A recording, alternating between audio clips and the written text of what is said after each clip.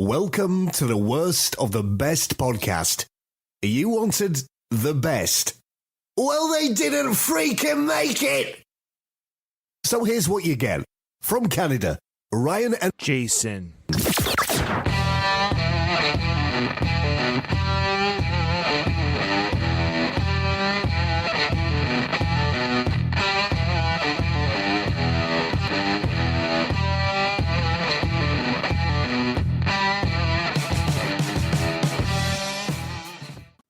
Hi, everyone. Welcome back to another episode of the Worst of the Best podcast. I'm your host, Ryan. Returning again with me is my brother, Jason. It's been a bit of a break. I think February for me was a weirdly busy month. I don't know about you, but how you doing?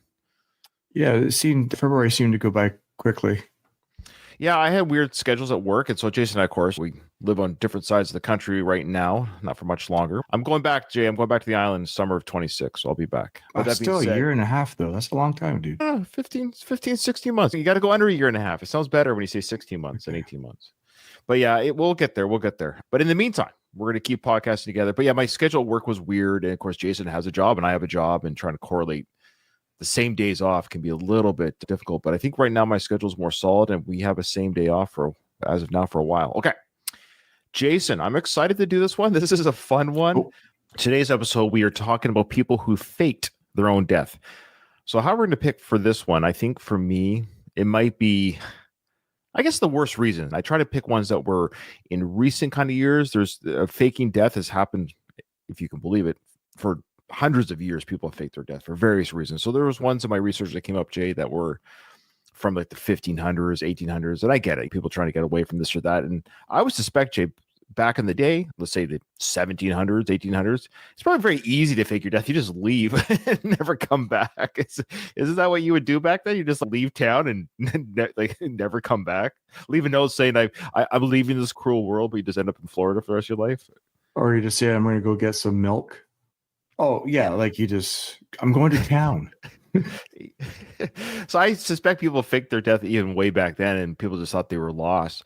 And I would even suspect people who, quote unquote, go missing. We hear about that all the time. People that go missing all the time, that their bodies are never found. They don't know what happened. There's no clues. So people probably pack up and leave a lot more than what we're going to be reporting on today. These are the ones that faked their own death. Of course, it didn't work. That's why we're talking about it. They faked their death, but they're alive. Jay, have you ever considered faking your own death?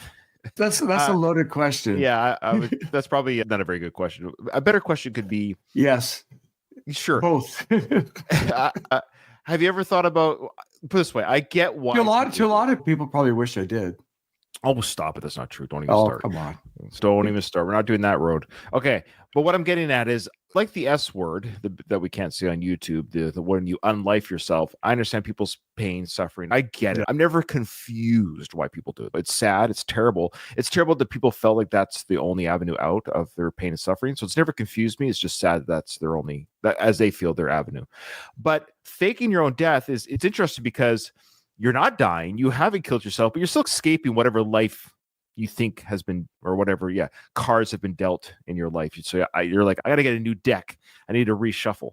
All right, so we're going to go into who these people are and the reasons why they faked their death, and even maybe how they got caught. And I suspect, Jay, for our worst pick, maybe the worst reason to bow out, fake-wise. Okay.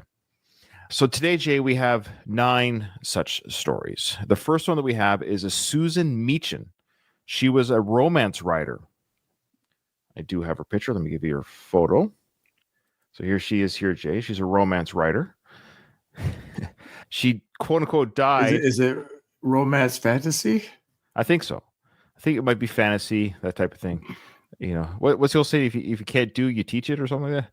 So Susan Meechan, a romance writer. Sorry. She died in 2020, quote unquote, died, according to a Facebook post from her daughter, blaming mental health woes. Her online fans mourned, raised funeral funds, and honored her legacy until she reappeared in 2023, posting, quote, "I'm back." Oh. She faked it to ditch harassment and exhaustion from her digital writing life, claiming she planned it for years. The community flipped on her. Anger replaced grief with cries of betrayal. No charges stuck since she didn't cash in on her fake death. Did you know, Jay, it's not illegal it's just illegal to profit from it. So if you fake your death, Right. but yeah, so she faked her death. She didn't get in any legal trouble. Of course, her fans were not too crazy about it. I guess it'd be interesting though. There'd be other things that you'd have to consider. Okay, do you have a rent? Do you own a house that you're supposed to keep paying off? Or I think she faked it just online. I think her online fans, I think her daughter was in on it. So you were saying about like rent and stuff. I think she didn't tell whatever her job was. For example, she still went to work. I think it was just the online community. so she tried to get the sympathy or whatever from these people. Oh, my mom passed away. We're Right. gonna raise. That to me is fraud. It's like starting a GoFundMe page when there's no Right. legit thing going on. But because she didn't cash in on anything like a GoFundMe or anything like that, no charges were given to her, but her reputation obviously tanked afterwards. All right. Jay, you've got number 8. Jesse Kipf took dodging responsibility to new heights. To skip $100,000 in child support, he hacked Hawaii's death registry, posing as a doctor to fake his own demise, and certified it with stolen digital signature. Officially dead, he pivoted to selling access to death registries on the dark web. The feds caught him, and he's now serving an 81-month sentence. Why is County, a man admitted to faking his death to avoid paying child support. 39-year-old Jesse Kipf pled guilty to computer fraud and aggravated identity theft. In 2023, he used a computer to access the Hawaii Death Registry system, where he created a fake death certificate for himself. His plea document says that he did this to avoid paying child support fees. He was initially charged with multiple counts of computer fraud and identity theft, but many of those were dropped in the plea deal. Now he owes more than $200,000 to various agencies. So he owes now, in addition to what he owed for child support because of the criminal activity, owes an additional $200,000 as well. an additional $200,000? Yeah. Because of all of his other crimes. He's gonna have to fake his death again. Yeah, at least twice more. This guy seems like a real winner. He skips child support. Yeah. But what's interesting, though, Jay, is that he ended up selling death registries on the dark web. So he made a little bit of money on top of it. So he's, hey, I did this for myself. I figured out how to, kill myself, so to speak. I could do this for other people if I could do it for me. So it's funny how this will come up a few times in these stories where people, It's his side hustle. but when people work very hard not to work, it's like you just get honest work and you won't go to jail. Like it's odd to me how hard sometimes people work. Oh yeah, legally to not work legally. if you put that much effort into an actual occupation or place of employment, Right. you could probably have a little bit of success. Yeah, like I've always thought that when I watch like drug movies or TV shows, the amount of work these cartels do of just like evading police and even just from growing the drugs to packaging, all the hard work and effort and organization. I understand there's money to be made hand over fist, but if you did the same amount of work for maybe less profits, but without the need of hiding, that's a different kind of peace in my life. For me, I would be more at peace in my life, not evading law daily with less No, money. that's true. Which is- Yeah, the stress. Yeah, the stress of being caught. Because once you're caught, You know, it's over. And whether you're being caught by competing cartels or competing and the police, Right. you got to sleep with one eye open every day or every night around the clock. All right, Jay, for this next one, we have Karen Selkild. She's 42. She chased quick cash by faking her death for over $700,000 in life insurance. That's a good chunk of Ooh, change. worth the effort on that one. See, now we're talking. See, the other ones were like, but now we're talking. I get this isn't a bad reason to collect money for yourself. So she forged a death certificate and a coroner's report. Did she buy it off the dark web? Oh, yeah, she might have. Good call. Good call. She worked with Jesse on that one. This was inspired by a movie when she was caught and talked about this. She actually wouldn't name the movie that inspired her to do this. Hmm. And so I searched online for movies that deal with this kind of thing, and a few came up. One was called Double Identity. Not identity, but yeah, that weird word. I don't know how that works. Identity. Yeah. Anyway, That's not a good title for a movie. And Gone Girl, which was actually a very good movie. Oh yeah. I listened to the audiobook. It's phenomenal. Oh, okay, cool. If no one's watched it, read the book first, watch the movie, and then you get a lot of other additional pieces of information that help, which is typical, right? Oh, it's good. The money was put in her ex's name. The bank found out about it, froze it. Suspicions flared, and she confessed to fraud, earning her 3 years in prison. Wait, that seems like a lot of time in prison, right? You freeze the assets, no one gets the money. Like, really, at the end of the day, no harm, no foul. She's not dead. Yeah, I think the idea is always is deterring, right? You have to deter. It's a pain in the butt to do this to banks and like that's what you have to give them something. You can't just give them a. I'm not condoning it or disagree with you per se. It seems like a long time in prison, but yeah, it does seem like a long time in prison for, especially if they froze the account and nothing really. Nothing was lost. Like at the end of the day, everyone got their money back, you could say, and she didn't get her money. An Aussie woman nearly pocketed $700,000 after faking her own death. 43-year-old Karen Salkild has just pleaded guilty to fraud charges in Perth. The story supposedly was that she died in a car accident in Broome. Miss Salkild then fashioned up a death certificate, funeral documentation, and a coroner's letter. The insurance company bought it and the funds were released after a few weeks. So the final step was for Miss Salkild to access the money, which she tried to do by opening up a bank account under her ex-girlfriend's name through superimposing her face onto the woman's license and passport. There is no evidence the ex knew about the crime. And this is where it starts to unravel. The funds were frozen over because of the sus ID, so Miss Salkild's next move was to show up several times to a Perth police station trying to rectify that. Her lawyer said this crazy act was inspired by a movie. She looks like was she a professional volleyball player? She might have been. Yeah, I don't know where this is. Team photo here of some sort. Yeah. All right. We wish her all the best. I think she's still in jail now. All right, Jay, you've got the next one. We have Aubrey Lee Priest, minister and financial advisor, swiped clients' savings, botched investments, and faked documents. When it crashed, he sent suicide letters confessing bank fraud and fled, hoping to ditch the FBI. In Mexico and Florida, he dealt drugs and guarded prostitutes. Caught after 18 months in 2014, he got 30 years for fraud and embezzlement. Wow. So this guy was just a criminal. Because it's not just, I'm thinking my death. So he had this whole backstory, knew that stuff was going to catch up with him, faked his death in hopes that the FBI would not keep trying to follow him, and then continued on a different life of crime.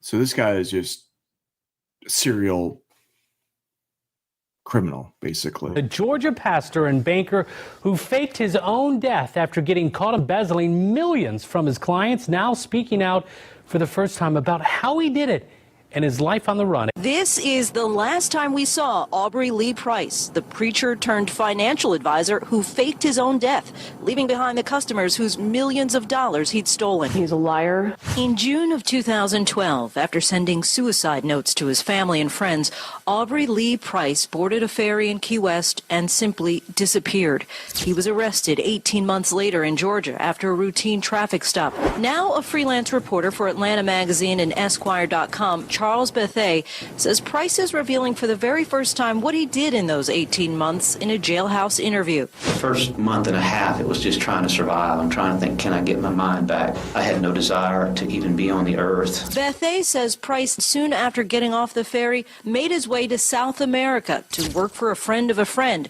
a cocaine trafficker. And I didn't know he had the operation. So when I walk back in this room, it's obvious there's 30, 40 workers, they're stuffing little bags full of white powder. He felt like if he could make money this way, that money could eventually be used to pay back some of the people he defrauded. Bethay says Price told him back in the States he learned to make fake IDs, using as many as 6 false names. I was a fugitive. I wasn't telling anybody my real ID. What was the reward? I was disappointed. It was only $20,000. Come on, put some money out there. He would veer from this sort of woe is me, desperation and sadness to these sort of attempts at humor. Bethay says Price told him there was relief when the law finally caught up with him. I remember saying, Lord, where are you? And then I looked up and there were blue lights light's behind me.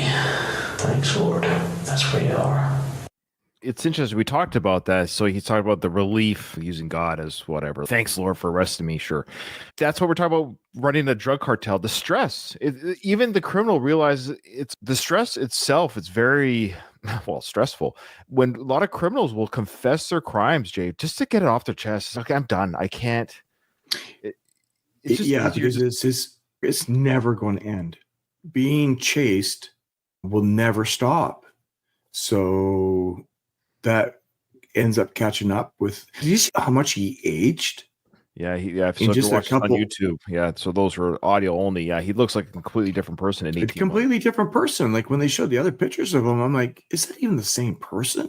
Yeah, it is. Yeah, he has longer hair. His hair receded a bit, but his face looked a little bit more aged. And Yeah, he just looked beat up and agreed. Really, right? At the end of the day, it's these people chasing some type of fictional lifestyle that if I can just get another $10, I'll be better. If I'll just again, this is another case of people working very hard.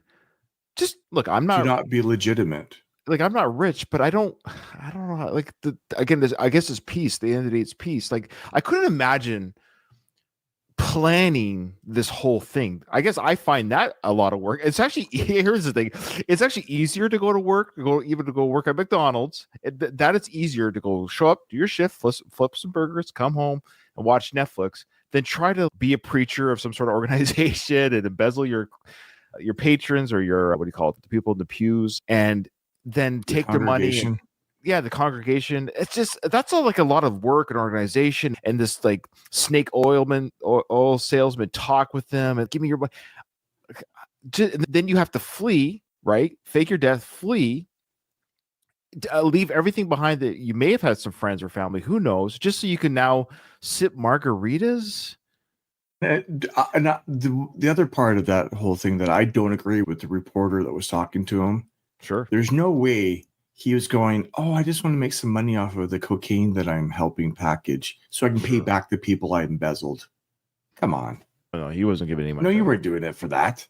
Oh, I feel bad. I stole all this money and I faked my death and I'm going to somehow repay all these people. That's not what he was doing.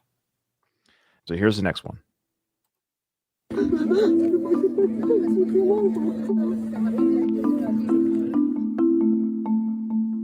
All right. Okay. Jason, a Belgian TikToker, says he faked his own death. You saw some footage there for our YouTube viewers. You heard the crying. He faked his own death to inspire others to reconnect with their loved ones. It was a TikTok video. C'est moi qui préparais tout. So it was me who prepared everything. The photos, the videos, the text. I planned it all, says David Barton, TikTok creator. So the post where my wife said she loved me, that she would miss me, I wrote it. I wrote everything. But at his funeral, Jay, and we're seeing here again, if you watch this on our YouTube channel, we'll explain it for audio listeners. There's a helicopter coming down. This is his funeral, Jay. Mm-hmm. This is his funeral. Everyone at this funeral, minus a couple of family members who are in on this life lesson thing, they thought they were at a real funeral, Jay. These are people really grieving at the death of this guy. At his funeral, David Barton made a dramatic entrance, arriving by helicopter. That's him in the helicopter coming down. That's real. The height of, I don't know, narcissism? Yeah. So at the time, he says, this is David speaking, he goes, at the time, they were angry, but really, they were happy that I was still alive. So here he is hugging somebody. His entrance was met with emotional reaction from family and friends. There he is hugging maybe a dad or brother, or who knows. Barton hopes to inspire others, Jason, to reconnect with their loved ones before it's too late. He goes on to say, I've lost a lot of people in my life, and I have regrets. In every case, I regret not having been there more often, not having said more to them. Now they are dead. I wanted to share this message with the people who are still living. You don't need to wait. Okay, so what are your thoughts, Jason, on TikToker David Barton faking his death and teaching us the value of now's the time to say, hey, Jason, let me take this time. Jason, you're my brother. I love you. I'm grateful for you. And one day I will be dead and you'll still feel the same. Yeah, I know.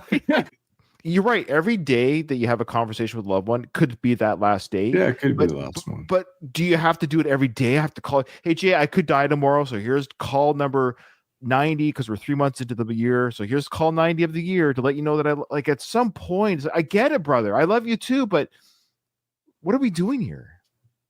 Boy, this one is, I understand what it is that he's trying to do, but I feel it was more about him. Yeah, well, he was a TikTok creator. Of course, he had to put Right? this on TikTok. Yeah. So it was, to me, the word narcissism. He wanted to feel what it is that he's trying to teach everybody else that they should do. I want everybody to tell me how great I am when I return.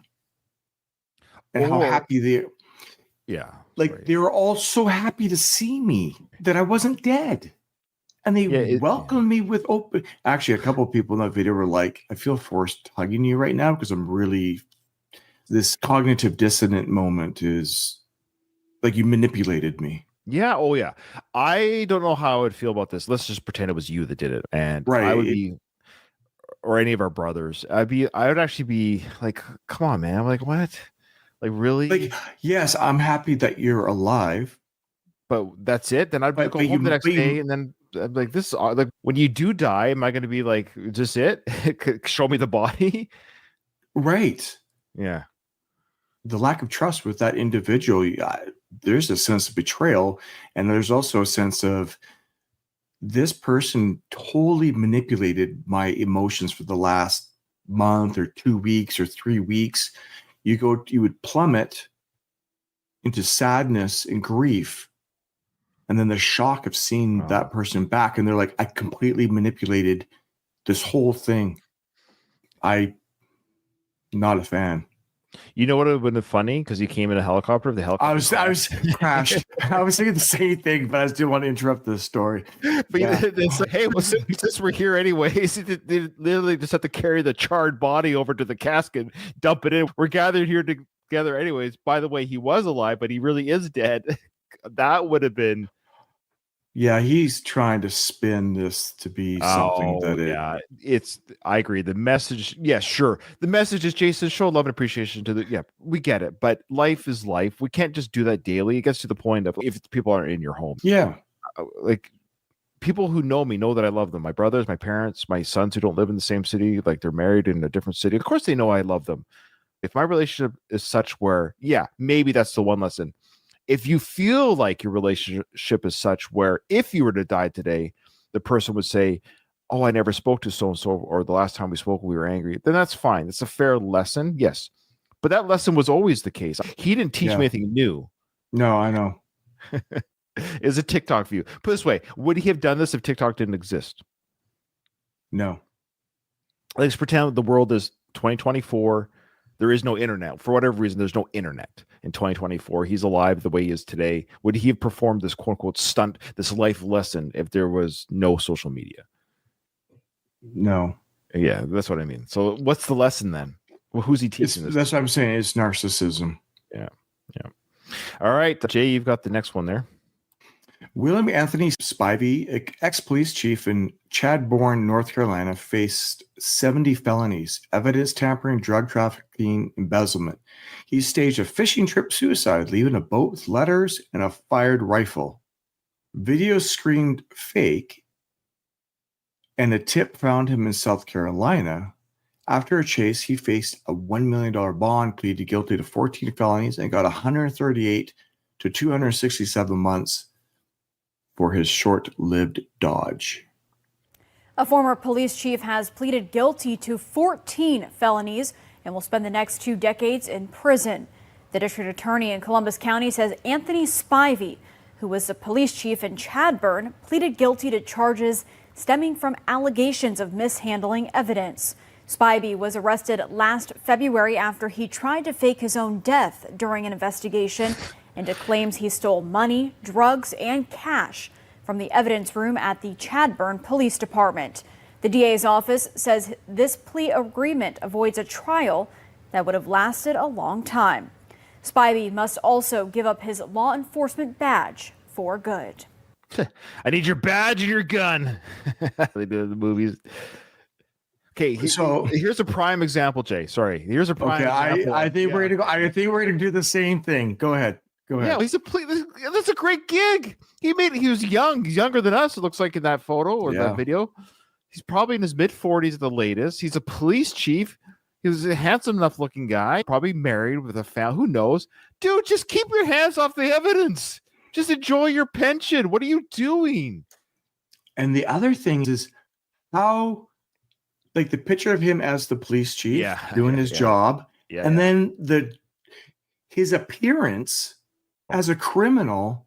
Yeah, it's weird. It looks like almost two different people. The weight, the stress of being involved in criminal activities, just like that preacher, it looks like two different people.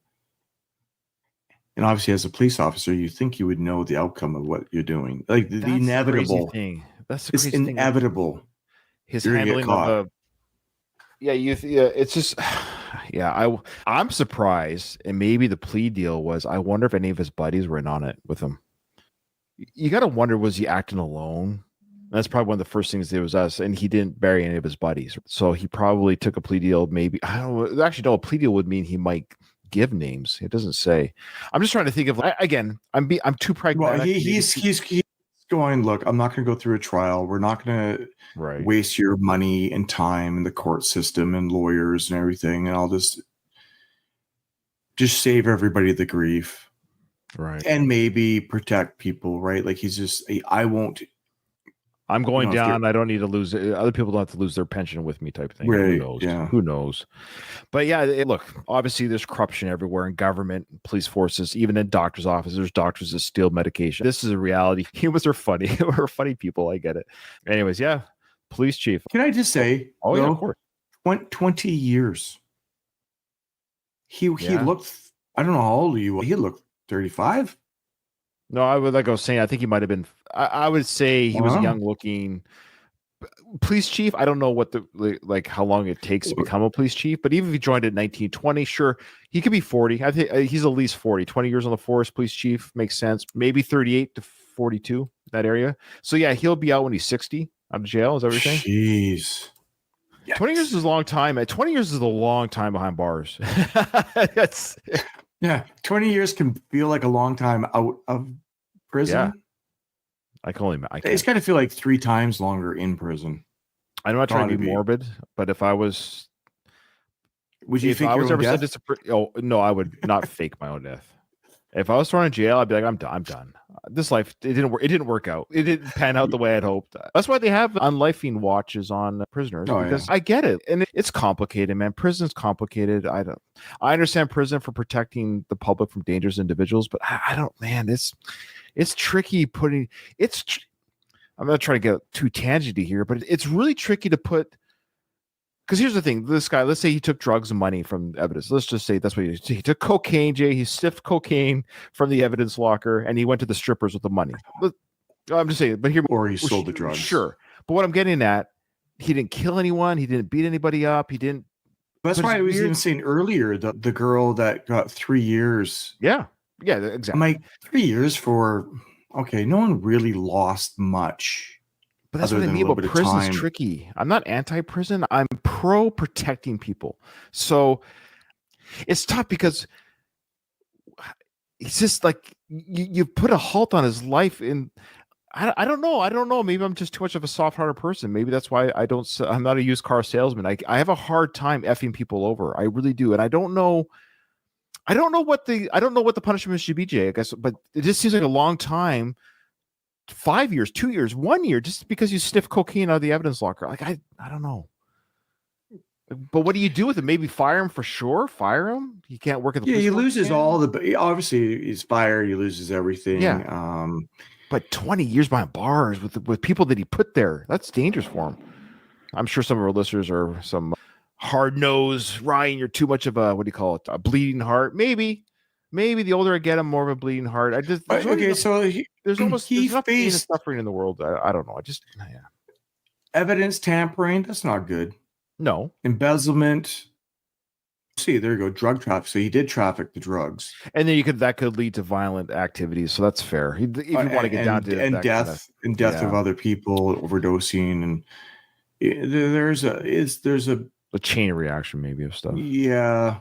I guess the best example was that Australian woman where there's no one actually physically got hurt. It doesn't really feel like anybody.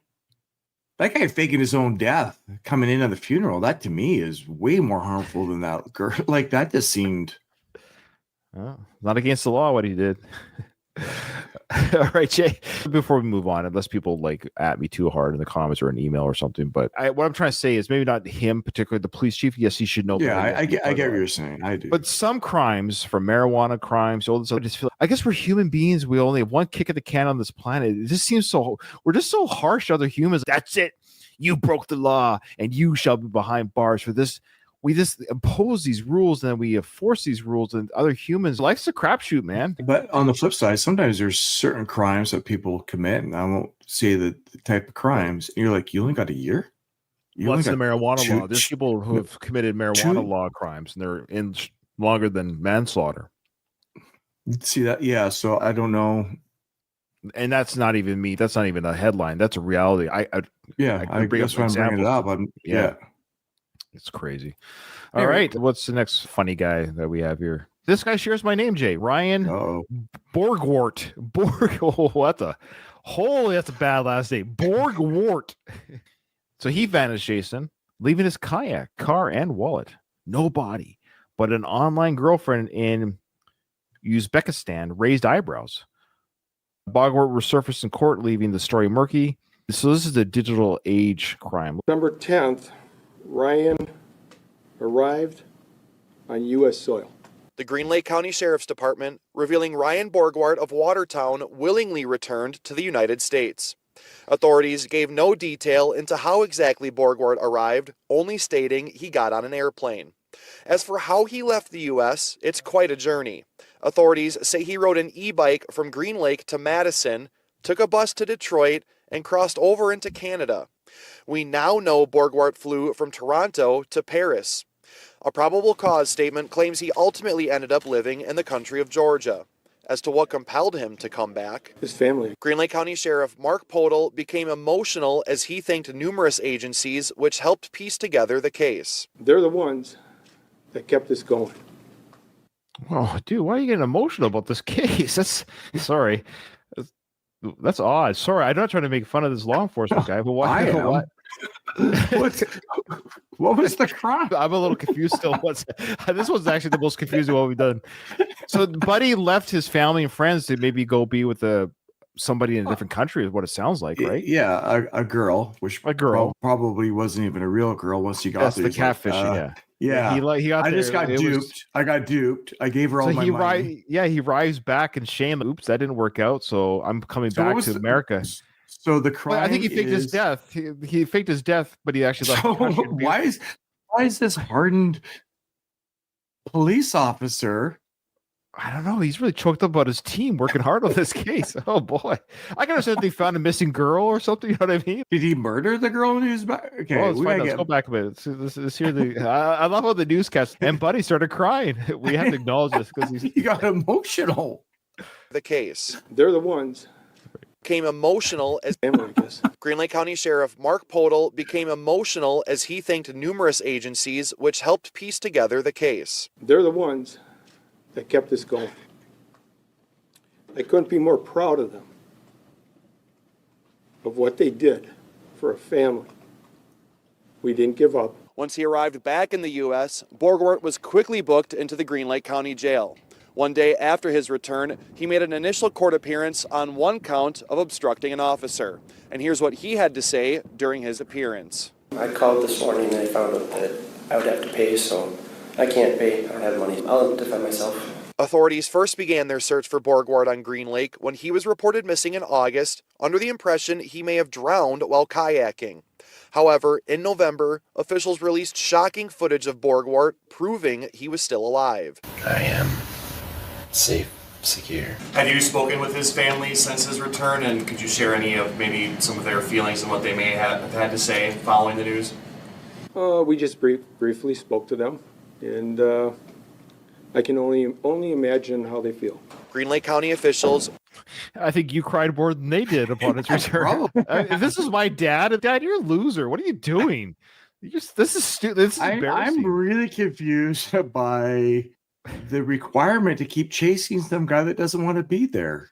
Yeah, that's the funny thing too. Let him be. He arrived back. That's the problem. I think that was the problem. He arrived back on his own. Had he stayed there, I don't think they would have gone to the country of Georgia to track him down.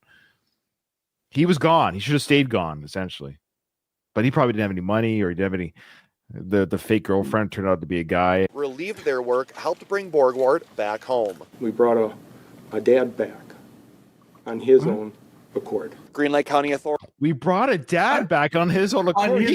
You try to take credit, and your team of people who worked, tirelessly or whatever. This is the weirdest case. The guy came back up by himself.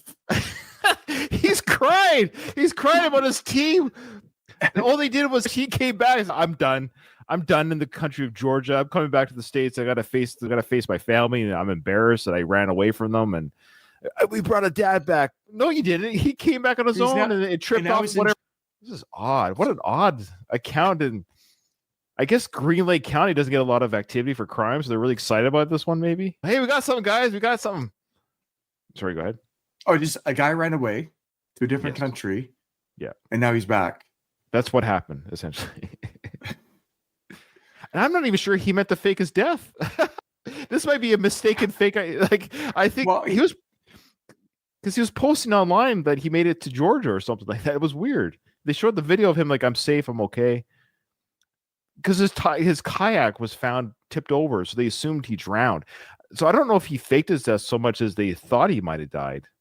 Green Lake County authorities are seeking restitution of up to $40,000.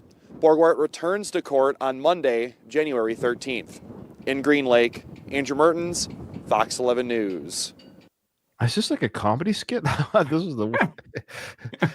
I want to Google his name. So here we go. So Ryan Borgward was a 45-year-old man from Waterton, Wisconsin. He faked his own death in August of 2024. This was just recently. So he did stage a kayaking accident on Green Lake. A 54-day search by authorities and volunteers. Evidence emerged that he had not drowned, but instead fled the country. He was reported missing on August 12th. And subsequent investigation revealed that he planned his disappearance, including obtaining a new passport, taking out $375,000 life insurance. Well, that's a big thing that the news piece didn't give. No kidding. They didn't mention that.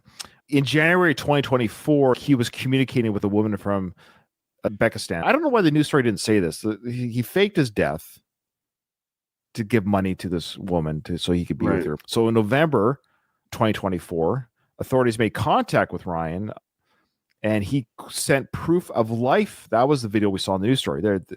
That was his proof of life, confirming that he was alive and safe, though he didn't at that time disclose where he was. Then by December of 24, Ryan then voluntarily returned to the States, landing back on U.S. soil, and he turned himself in to the Green Lake County Sheriff's Office. So he was charged with a misdemeanor count of obstructing an officer, which the news piece did say. A not guilty plea was entered on his behalf by the judge. He was released on a $500 signature bond after stating that he could not afford an attorney and initially intended to represent himself, which we saw a little bit in the news piece there. If convicted of this charge, he faces a maximum penalty of a $10,000 fine and 9 months in jail. That's it. So here we go about the wife. So on December 12th, 2024, his wife, Emily, filed for legal separation after 22 years of marriage, citing the marriage was obviously broken. She sought sole custody of their 3 teenage children with a hearing set for this April. There you go. That's fascinating, Jay, that he was married for 20 odd years, had 3 teenage kids, and he was online. Men are so dumb. Oh, you're so handsome, Ryan. Oh, do you want to come to Russia with me? Oh, you have a life insurance policy? Do you mind faking your death for me? What? How?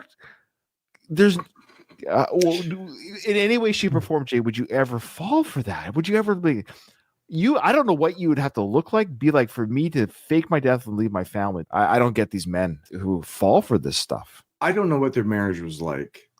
How horrible was his marriage for him to feel that desperate for Right. Maybe he didn't like his wife, they didn't get along, they fought all the time. Who knows? That's a lot of work. But that's so much effort for a side little piece, gain. essentially. Yeah. Like, why not just go to how do you not know you're go to being- Las how do you Vegas? Jay, go to Las Vegas for the weekend. know. Get out of your system and come back home. How do you not know you're being ripped off? Actually, let's do this for our listeners, Jay. Any of you, especially you men who listen to the show. If a woman is asking for your money that you've never met before, probably not a good idea. Probably not a real thing. If anyone's asking anything of you other than just chatting or texting, great. But they start asking for Visa or prepaid Apple cards or something, it might not be a real relationship. But why did people fall for that, Jay? All I can say is it's a desperation. It is desperate. Yeah. Okay. All of these people. Well, it you're seems like right, most of these people are in a state of absolute desperation, trying to change their life from what it is to something that they hope is better. I guess. In some weird thing, right? It seems like most people are like, I want to escape this life and in search of something better. That's the only conclusion I can come up with, which is sad. In most of these, ultimately, there's a lot of human sadness to the desperation that these people are feeling that they're stuck in. So, Jay, the next one, we have Maria Lulu Dorantes. She was a Mexican immigrant who married former boxer Ramon Sosa in 2009. She gained infamy, though, for orchestrating a murder-for-hire plot against him in 2015 after their once-happy marriage soured following her U.S. citizenship and financial disputes over their successful Houston gym, Woodlands Boxing and Fitness.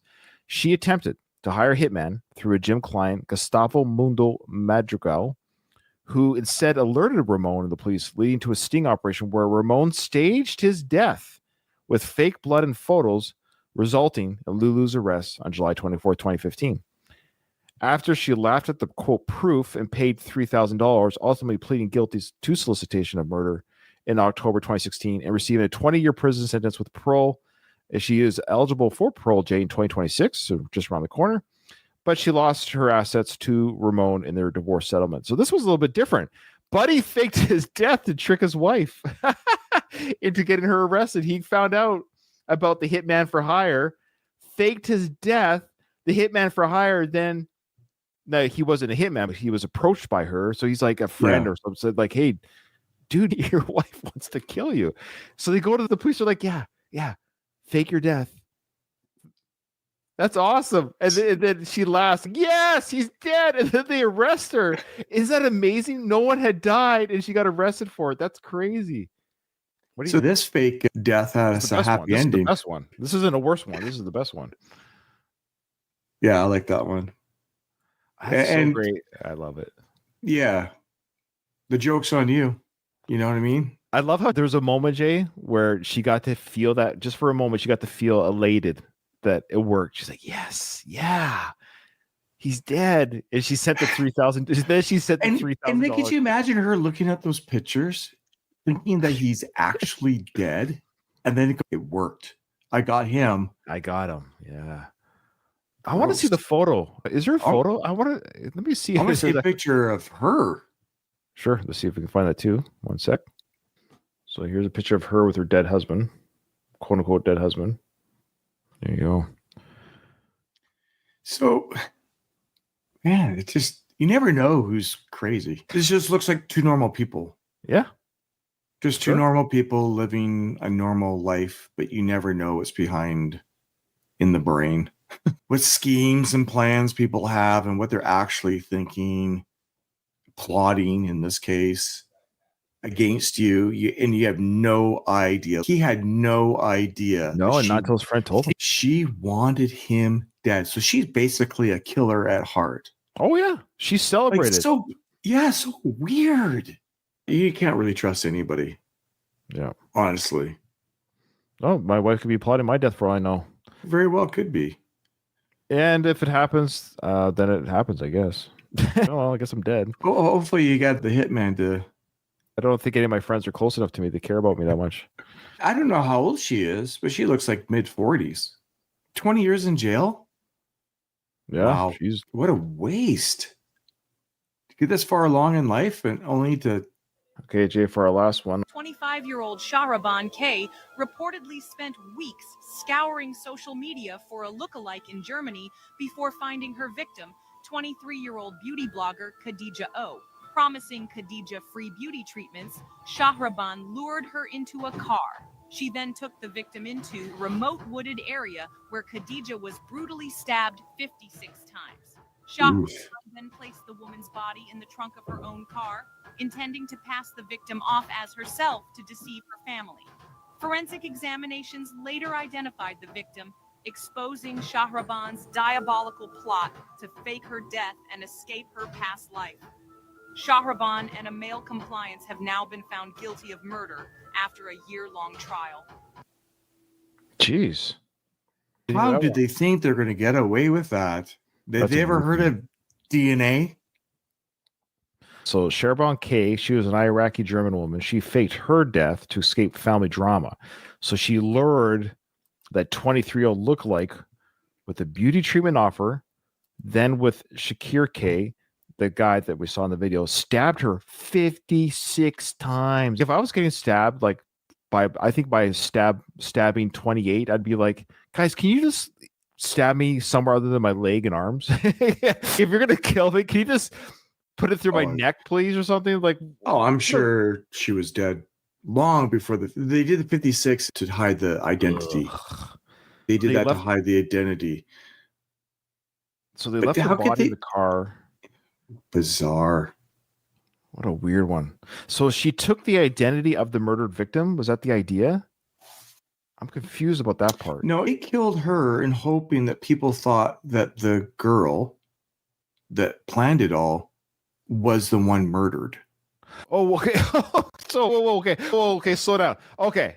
I don't know why this is tough for me. Okay, so if I found someone who looked like me, yes, I would lure Ryan Doppelganger into a forest, kill that person, then show that body to you, my brother, via my friend, saying, "Look, Ryan's been destroyed." Yeah. Oh, you're like, yeah, that kind of does look like Ryan, but it's hard to tell because he's been stabbed 56 times in the face. And... yeah. But what about dental records? I was going to say, they've never heard of DNA? Blood everywhere. Blood all over the car. Even if my face was smashed to a pulp, they'd just grab a tooth and say, "They just do a blood."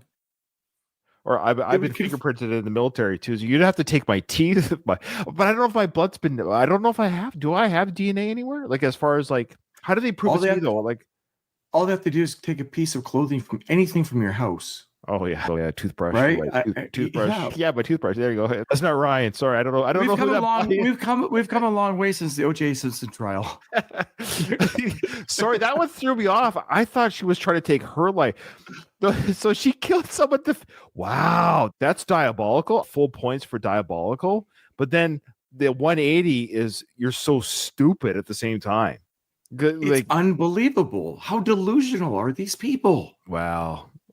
It's not that much further off than the one before this one. Yeah. She literally thought the husband was dead with the photos. So it's very similar thinking patterns. But you're so short-sighted. And what was the family drama? Let me see if I can find out. To escape family drama. It says here the motive was tied to, quote, internal disputes with her family. These disputes reportedly escalated to the point where Shahraban allegedly tried to orchestrate another murder a month earlier, paying someone to kill her brother-in-law. That plan failed. As of now, no appeals or further family statements from Shahraban's side have surfaced publicly, leaving the full extent of her familial motivations speculative but undeniably tumultuous. Wow. What a disaster that one is. Okay, there you go. Those are our 9 stories. Of people faking their own deaths. Of course, the best one was the guy Buddy faking his death to get his wife in prison for murder attempt. I love that one. So that's not the worst one, Jay. So that's the best reason. There you go. That's the best reason to fake your death is to get your lying wife in jail. I love that. This will toast that guy. So what do you think is the worst reason out of these 9 then, of the other 8 to fake your death? That last one is... So long story short, she had family drama in her life and... Now, hey, what she did was brutal because she actually killed someone. Did anyone else actually die other than that last story? Like because of the faking? Like it doesn't appear to be. The second to last one was close. He almost died.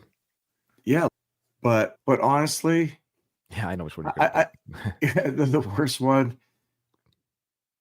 Oh, I forgot about the TikTok dude.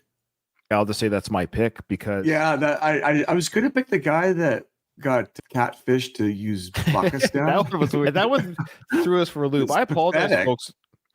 I was confused by the last story. I was like, I don't know why when I read that story, I thought she was trying to take somebody else's life. I read it as she faked her death to take over the life of the influencer of the other person. Like I'm gonna pretend I'm her. So, but then when she, which is killed the actually doppelganger- that's actually more interesting. I thought it was diabolical in that way that she would kill the person that she Kill takes the over her life. influencer and then takes on the influencer's life, and she's now this TikTok star. That's right, because she goes on TikTok. Yeah, okay. Yeah. But then when you corrected me, I was like, "Oh, that's crazy evil." But yeah, this TikTok stunt, that's I don't like it because it's self-aggrandizing. He was doing fine in life. Yes, he did. Because everyone else had a reason, whether you agree with the reason or not, whether it's a bad marriage, money troubles. There's a state of desperation. Yeah. And there's a disconnect with reality. They're stuck. Mm-hmm. And they have these extreme ways of getting out of this spot of being stuck. Yeah. All right. But that guy, I am not a fan of that at all. What a manipulating, narcissistic. I wonder how his family really felt, though. Like, how did they really feel about it? Oh, I'm sure. Actually, there was that one guy that kind of looked like he was being fake happy that he's hugging them. Yeah. I'm going to look at what his TikTok looks like now. Did it just crash and crumble? Let's just see what's going on there. Yeah, I wouldn't want to follow him. Like, oh man, that's what I mean. I learned so much from you. I learned so much from you. Oh, that was such an important life lesson. He may have scrubbed it. Maybe he had that big beard, that tattoo by his eye. Yeah, that's not. Yeah, I don't know if he has. TikTok may have canceled his account. To be honest with you, that'd be the final nail in the coffin. Yeah, that might have killed him. I don't see his name anywhere. Ironically, or he may have just disappeared. All right, there you go. That was fun. So remember, in front of every silver lining, there's a cloud. And today, for both Jason and Ryan, it was David Bertrand's TikTok faking his death to teach the world a valuable lesson, Jason, about love and your family. Hold on tight. You never know when it's your last day.